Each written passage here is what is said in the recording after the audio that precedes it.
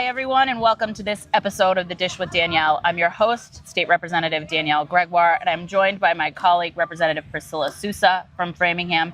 Today, we are here at the Marlborough Fan Fest because, like so many of our colleagues and so many of the people we have the pleasure of representing, we have been gripped by the latest plague gripping the globe, World Cup fever.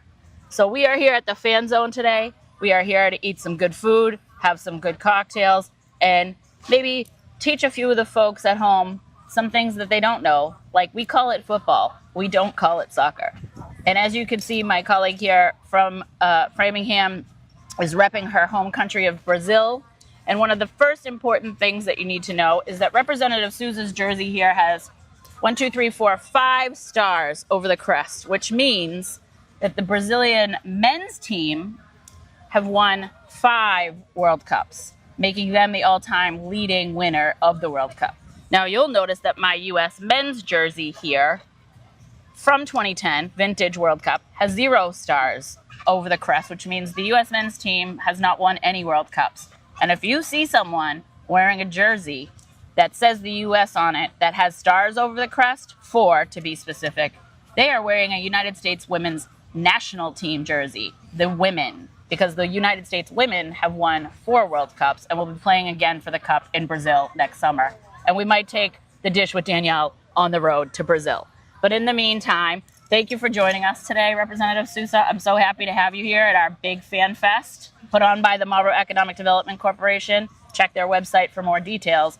But let's get started. Let's break it down. So tell the folks a little bit about yourself. You came to this country from Brazil at a very young age, and you ingratiated yourself into the Framingham community, and here you are how many years later? Just tell the folks a little bit about yourself. So I've been in the United States for now 31 years, and I arrived here at the age of 7, product of the Framingham Public Schools, and I have the privilege, the honor of serving Framingham as a state representative now. Framingham, which has the largest Brazilian population in both concentration and number in any municipality outside of Brazil. So we do the World Cup, we do it big. And whenever Brazil wins, we've had a celebration after every Brazil game since 1994. So we've been around for a while. Since 1994, the last time the World Cup was in the United States of America. Yes. And this World Cup is unique, and we were talking about this a little before we started. 48 sides. We also call teams sides in the World Cup. For those of you listening at home, it's not a team, it's a side. So there are 48 sides in this World Cup, up from 32 in the last World Cup 4 years ago, being played for the first time in history across 3 countries here in North America: Mexico, United States, and our neighbors to the north in Canada. Where is the Brazil's side's first round of matches, and when do they start up? And tell us what you're looking forward to seeing from them this Cup. So they're excited. Their first match is going to be on the 13th, this Saturday at 6 p.m. They're going to be playing in New Jersey, as we know, at the MetLife Stadium. Mm-hmm. So incredibly excited to see them. Framingham, Brazil has a really interesting dynamic right now where we have 2 players to watch. And it reminds me a little bit of the dynamic in 2002. We had Ronaldinho, the phenomenon, the guy with the funny bangs, who almost didn't get called up, just like Neymar, which gave Ronaldinho Gaúcho a chance to shine. And similar dynamic here. Neymar almost didn't get called up, which gave Vinny Jr. a chance to shine. I'm really excited to see those 2 on the field together. So that's exciting. So you're looking forward to that. We have the Argentinian fans looking forward to seeing Messi and him maybe coming in to win the Cup. If you're with the team that hasn't made the World Cup in 28 years, the Tartan Army, and you're rooting for Scotland, God bless you. Welcome to New England. Welcome to Massachusetts. We're happy to have you here, and we're looking forward to getting into some shenanigans with the fans from the Tartan Army. The French side, featuring Mbappe, who are favored to win the Cup, are here at Boston Stadium at Gillette. We're really excited about them. Allez les Bleus. The U.S. men's team are stationed in L.A., and they are playing their first round of matches out there. So they're going to be West Coast, really late night. So we're going to be up late night watching the U.S. men's team with Pulisic. Now listen, there are a lot of teams that didn't make the Cup this year. Some favorites. Italy failed to make the Cup. With 4 World Cup titles. 4 World Cup titles for Italy. Our friends in Ireland failed to make the Cup, and they're rooting for this Tartan Army. Our friends in Poland failed to make the Cup, and apparently Haiti somehow are also playing for Poland. Now listen, we're rooting for all these teams. We're just excited to see some great soccer. But if you're rooting for Harry Kane in England, you can't sit with us. We don't want any of it. He's going to choke again. England's going to lose again. And they're going to go back home because it's the 250th anniversary of the founding of America. And what better way for us to celebrate that than to send the English packing one more time? Remind them. Absolutely. Make sure they don't forget. So what else do we need to tell the folks at home? We need to tell them that we don't play on a field. We play on a pitch. We don't use our hands in this kind of football, like in American football, unless you have the big gloves on and you're in the goal. You know, we have some touch line stuff. The touch lines are the sidelines. You have the goal line. You have the 18. Let's talk a little bit about my favorite thing in the games, the penalties. Oh. So for those of you at home who don't watch a lot of soccer, you won't know. It's not like hockey or football. There is an official way to let you know when you have crossed a line. And if you do it once, you get one of these. And if you do it twice, you get one of these. And off you go, and your team plays down a man for the rest of the match, which is 90 minutes, played in two 45-minute halves. I think that's a lot of things that people don't know. So we've been talking a lot about soccer, but this is the Dish with Danielle. So let's talk a little bit about the food offerings here at the Fan Fest. We have some beef empanadas and cheese, chips and queso from Zarapes Mexican restaurant here in Marlborough, and we are drinking some drinks here. Tell me what this one is called again. This is Return to Rio, and it's cachaça based, which is the rum from Brazil. Aha. Most commonly, people know cachaça as the main ingredient in caipirinhas. Right, and we were after those today, but you know, we're in the middle of a soccer field that I haven't been on, by the way, since I was in high school. A very long time ago. Oh, come on. And I am drinking also a rum-based drink that is adjacent to that, but you know, there's plenty of food here, tons of sweet treats. Moe's Sweet Eats, we just passed a gentleman who's got some Brazilian cookies. The All Town Fresh folks are here. It looks like they have some delicious tacos and chips and salsa going on too. We have a Venezuelan food truck represented over there because the Venezuelan side is very excited about being here for this World Cup too.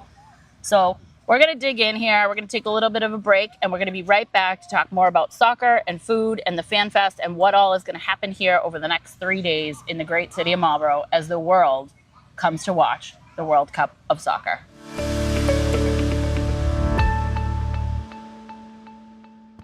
We are back on this beautiful sunny day that we had after the longest winter in history. And during our break, we were having a little bit of a snack here, and Representative Sousa was sharing with me I'm going to call it a conspiracy theory, but we have some agreement from the camera crew here that it might make a little bit of sense. So tell the people at home how Brazil is going to win the World Cup this year. So I believe in my bones that we have the sixth star coming. Our sixth World Cup win. You're going to have to get all new gear. I'm going to have to get all new gear. I'm trying not to invest too much in the jerseys because I believe it. And I'll tell you why. In 1970, the World Cup was played in Mexico or North America. And the Knicks made it to the NBA final. During that time, we had a very talented young man by the name of Pelé, we've all heard of him, who secured our third World Cup win. Brazil didn't have any more wins until 1994. When the World Cup was played in North America, again, this time in the United States, the Knicks made it to the NBA final, and we secured our fourth World Cup win. It's now 2026. It's been 24 years since the last World Cup win for Brazil in Japan in 2002. We are playing in North America, and the Knicks are playing in the final. So, Your Honor, I rest my case. I mean, it's on lock, clearly. I mean, the math is mathing here. And, I mean, the rest of the team should just pack it up and go home now. What are they even doing here? They probably should. Pack it up, guys. Come to Marlborough and have the snacks. I mean, the Boston sides will let you take some lobster rolls or whatever, but, and some clam chowder, although it's 95 degrees and nobody really wants to eat clam chowder when it's 95 degrees. But, all right, you heard it here first. Folks, viewers of the Dish with Danielle, Brazil to win the World Cup here in 2026. And the final is being played there at MetLife Stadium, right? It is. Right there on their home field for the first round. And here at Boston Stadium, we are hosting a quarterfinal match, and there is potential for Brazil to be playing in that match at Boston Stadium, if I'm not mistaken. Is that correct? Yes. And Brazil, in Massachusetts, the largest immigrant group we have is Brazilian, so you can imagine the insanity that game is. I remember because I've been around. Marlborough has a large Brazilian population as well. I've been working in a lot of environments where we're surrounded by people who put everything on hold to watch the games. you have been doing a very active campaign to try to get the folks to behave. Yes, with I the have. wins, no hanging out of windows, no hanging out of moving cars. So we want to celebrate responsibly, right? And safely. And safely. So, if you're having these Brazilian rum-based drinks, no driving. No. Shuttles are available here to the Marlborough Fan Zone, and that gets me back to where we are today. So we're here at the Marlborough Fan Zone, day 1 of 3. We've got food, we've got drinks, we've got vendors, we've got activities for the kiddos, and we have a jumbotron on which most of these matches are going to be available today, Thursday, June 11th. 11th, yep. Tomorrow, Friday, June 12th, and Saturday, June 13th. Come right on down to Kelleher Field here in Marlborough. Again, the field where I was blessed to be on the team when I was in high school. Let's say, we wouldn't say I played so much. I'd like to, but that would be dishonest. That was like me in basketball. Yeah. We were really good at encouraging people. That's how we entered this line of work. Coaching from the sidelines. So we are here, and we are excited to get to show you some of the other offerings that are here. It is the first day. It is the first afternoon. It is the middle of the day on a Thursday. So we are very hopeful that if we build it, the people will come. The Marlborough Economic Development Corporation has worked tirelessly on this. The city of Marlborough has worked tirelessly on this. You have a huge presence today of volunteer staff, as well as our local first responders, police and fire here out in force, ready to help folks with whatever issues they may have when they come here to celebrate and be part of their community. It's just a really, really exciting time. I remember in 1994, I was in high school, got to go see a couple matches at Gillette Stadium at the time. It seems like the furor and the fever around the World Cup has grown tremendously in those ensuing 32 years. And I just think it's going to be so much fun to watch and see. We're hosting all the fans. We talked previously about the Tartan Army. The fans of the Scottish side are largely staying in Providence, have already made a $10,000 donation to Providence Children's Hospital because that's what they do when they travel. They travel really well. They haven't been to a cup in 28 years, so they're ready to go. They're ready to party, and they're ready to make an impact in the community that they're visiting. Some of these teams are very... This is part of a culture of a lot of countries. Germany, when they were in Brazil and for the 2014 World Cup, they invested in their schools. I mean, those are the teams you love to root for. The people that are, that year they kind of humiliated the Brazil with the 7-1, but it happens. It happens. It's the game, but you got to respect the U.S. women blew it early in the last Women's World Cup, so, it happens. It happens. It's the highs and the lows, and I'm going to put a little bit of a shameless plug here. If you're looking to get absolutely fired up for the U.S. team, because I became fired up for the U.S. team, there is a 5-part documentary on HBO Go or HBO Max or whatever they call it now. Yeah. It's U.S. against the world. It shows the U.S. team's road to the World Cup, and you fall in love with some of these guys. I mean, they're not the women's team, but... No, and, they got an automatic qualifier as the host country of the Cup, so we're excited. But we're excited to see Pulisic and his boys get out there and do their thing. And, they had a close call in a friendly against Germany last week, so I'm a little optimistic going into this first round of play this weekend. We're going to be staying up until midnight, 3 a.m., because those matches start at 9 p.m. West Coast time. So everybody, naps are encouraged during the World Cup. It's casino rules. All bets are off. Siestas. Pour yourself a cocktail in the middle of the day, have a siesta, and just get up and cheer on your team. Again, I think, it's infectious, what's happening here in Massachusetts. I wasn't as excited about all of this until really I started seeing a bunch of stuff in my social media from the Tartan Army and a lot of the other sides as I was winding down for the night last night. And I went to bed and I couldn't fall asleep because I was just kept saying out loud to myself, I'm so excited. I'm so excited. I'm so excited for people who love the game, for people who love sport, for people who love competition on a world stage. This is it. This is the premier sporting event in the world. And I know it's tough as Americans. We're during the NBA finals right now. We're American football people, but soccer really has come up in America. We have our Boston legacy now, the expansion team in the National Women's Soccer League. We're super excited about them. And soccer, I believe, has become the number 3 sport in America behind basketball and baseball. Behind basketball and football, and in front of baseball and hockey, which I love to hear because we love to see the kids coming up and getting excited. And when these kind of tournaments come and you get the kids involved, that's when they develop a love for the game. And that's when they start developing their passion, and they continue to take that with them through their lives, and they become us. And then they're the 50-year, well, not you, but the nearly 50-year-old fans of the game who just look at a soccer ball and think I might break my ankle. So I'm just really excited that you could be here with me today and share in some of this. We're gonna take a quick break, and then we're gonna take a walk around and show you some of what all is happening here at FanFest. We might even try to play a little bit of soccer, give you some real entertainment without trying to hurt ourselves, right? We're going to be very careful and mindful. But we're just happy to have you along for the ride here. We're so excited about this World Cup. It's going to be a very exciting 6 weeks to be in North America.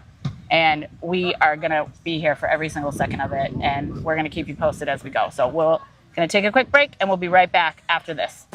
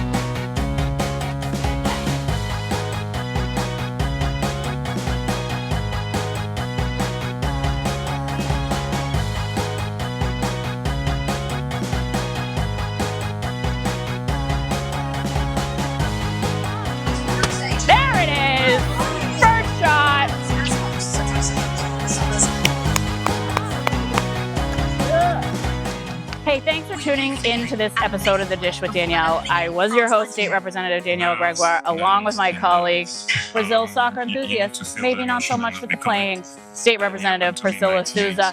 Now remember, root for your side, but make sure you do the right thing, because if not, I'm coming at you with one of these. Tune in next.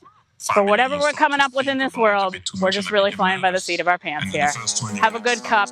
Go USA. Go Brazil. We'll see what happens.